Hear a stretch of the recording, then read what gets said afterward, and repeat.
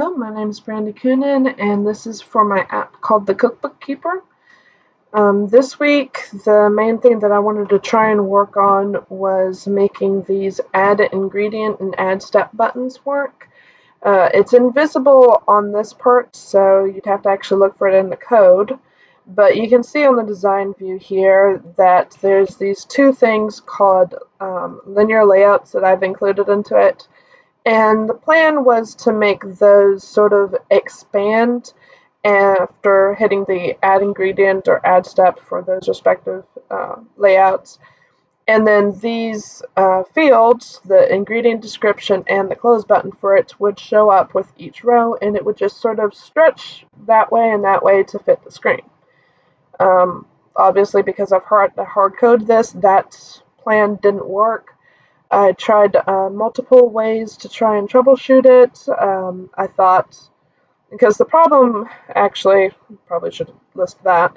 The problem is that these rows would go upwards into over the ingredients needed, all this text. It would just shoot up over every single thing. And then when I tried doing the same thing with the steps, they would also shoot up, so it would just be a never-ending torrent of these descriptions and everything covering everything.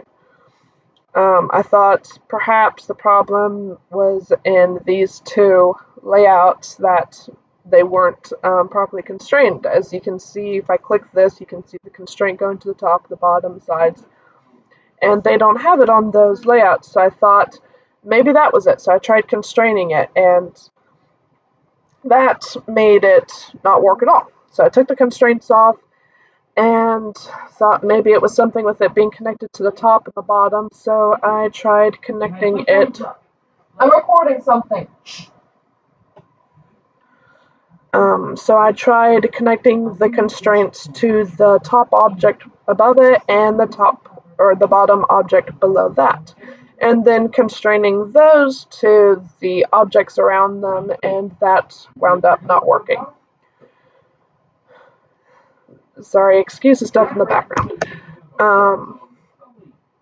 So after that didn't work, I thought maybe it was something with the constraint layout, so I decided to try, and I found another layout type called scroll layout. So someone had a similar problem to me, and what they did was they put the constraint layout, all of it, inside of a scroll layout, and they did mention that if any of the constraints were tied to the bottom, you can't see on that one, such as that it wouldn't work because of the properties of a scroll layout.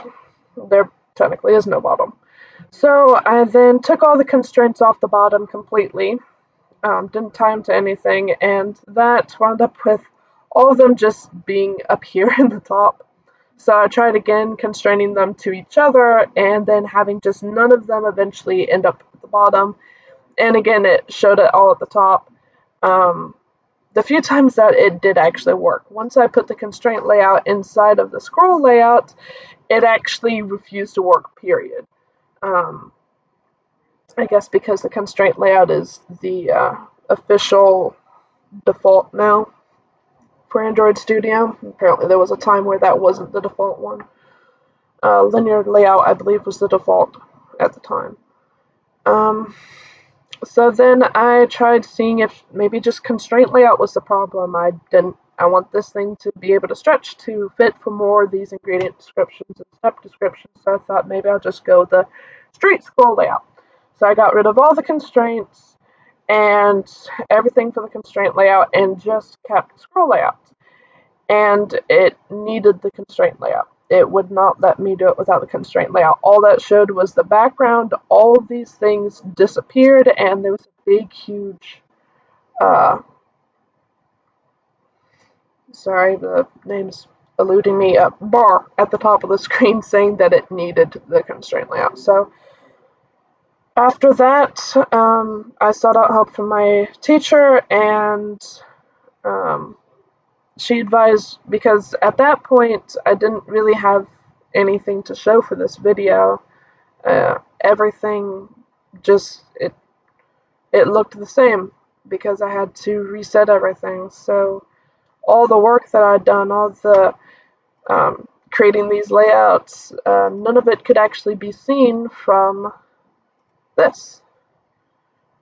So she advised me to hard code these descriptions, these fields in, so I could show something for what I've done.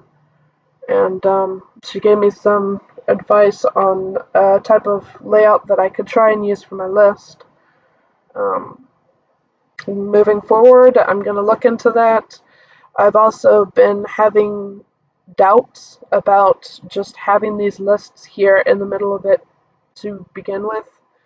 Everything that I found was someone trying to make the lists start from the top of the page, which it makes sense. It wouldn't have that problem with them moving upwards if they're already at the top of the page. So I'm starting to have some ideas about maybe changing the structure of my app, maybe changing this from add ingredient to add ingredient list, and it'll move to another page where it'll just be ingredient list, and the same for the step, have it be add step list or instruction list.